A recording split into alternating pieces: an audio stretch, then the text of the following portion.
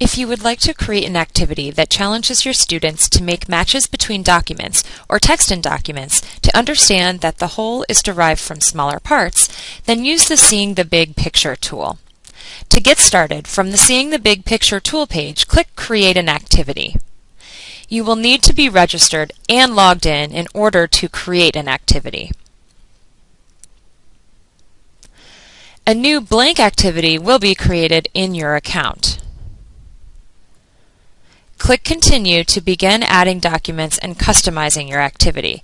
Click the Find Documents button and search or browse until you find the document or documents that you would like to feature in your activity.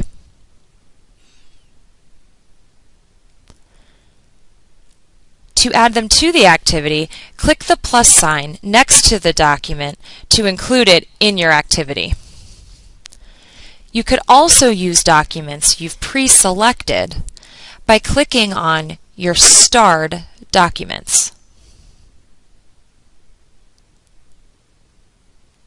Then go back to your activity when you are done locating documents by clicking the Back to Activity button.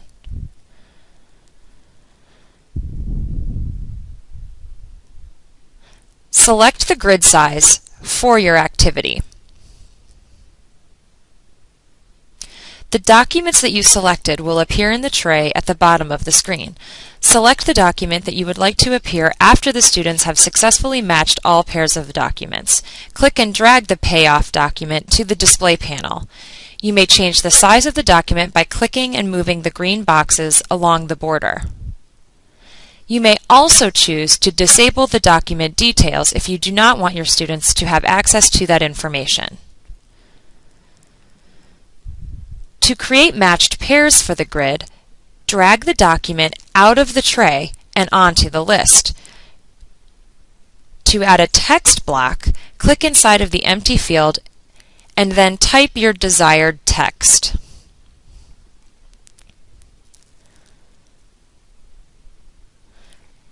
To adjust the number of pairs, return to Step 2 and adjust the size of your grid.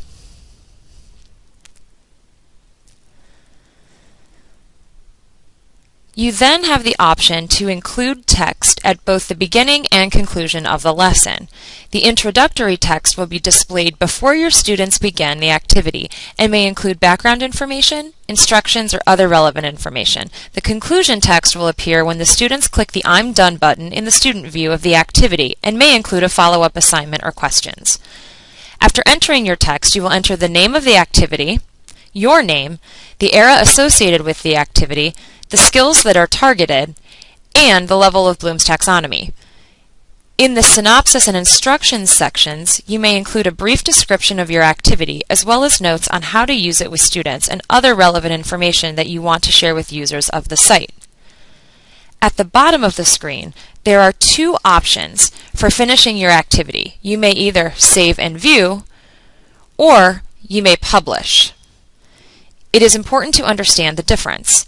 If you select Save and View, that will enable you to preview your activity and make changes immediately by clicking the green Back to Activity button or locate it in your account and edit it at a later time. The activity will be saved in your account, but it cannot be shared with your students until it is published. If you select Publish, then your activity can be assigned to students and will be made public, allowing all other DocsTeach users to view it.